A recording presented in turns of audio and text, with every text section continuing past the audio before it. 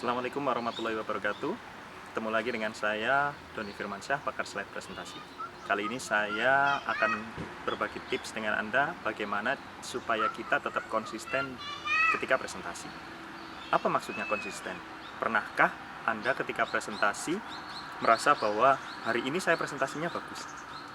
Kemudian esok hari, ternyata kok kondisi presentasi saya menurun ya.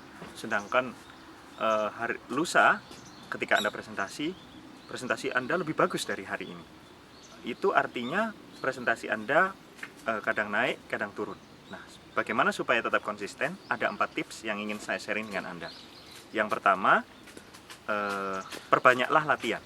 Kalau misalnya Anda tahu ketika ada tim sepak bola yang akan menghadapi sebuah turnamen, mereka akan semakin sering berlatih. Padahal mereka melakukan kegiatan taktik sepak bola, taka-tiki, strategi dan sebagainya itu setiap hari.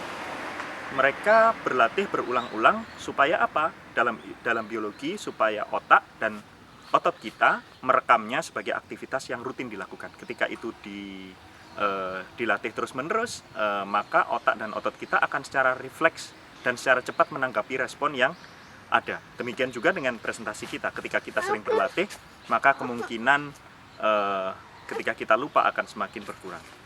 Yang kedua, perbanyaklah referensi.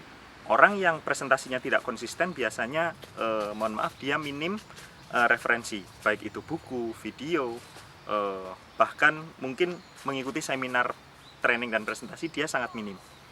Kalau usul saya, supaya kita banyak bahan, supaya kita semakin berkembang presentasinya, referensinya diperbanyak.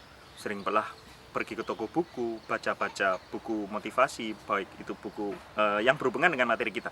Lalu seringlah melihat video presentasi dan sering-seringlah mengikuti training atau pelatihan. Yang ketiga, perbanyaklah evaluasi. Orang yang presentasinya semakin menurun atau konten presentasinya monoton, biasanya mereka jarang dievaluasi. Mereka cenderung untuk menutup diri terhadap evaluasi dari orang lain. Mereka merasa bahwa presentasinya sudah sempurna. Order saya sudah banyak kok. Tahukah Anda bahwa orang yang minim evaluasi, dia performanya akan semakin menurun. Orang yang semakin bagus biasanya dia sering mendapatkan feedback, evaluasi, terutama dari ahli maupun praktisi. Tahukah Anda bahwa perkataan satu orang ahli atau praktisi itu lebih baik dari 1000 orang audiens. Dan yang terakhir, jagalah kondisi Anda. Ketika presentasi Anda padat, misalnya hari ini, besok, lusa, Anda terus-menerus presentasi, maka kondisi fisik kita bisa drop.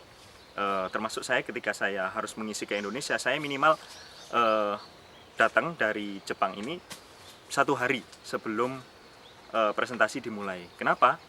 Supaya saya tidak terbawa suasana jet lag ketika setelah perjalanan jauh kurang lebih 10 jam.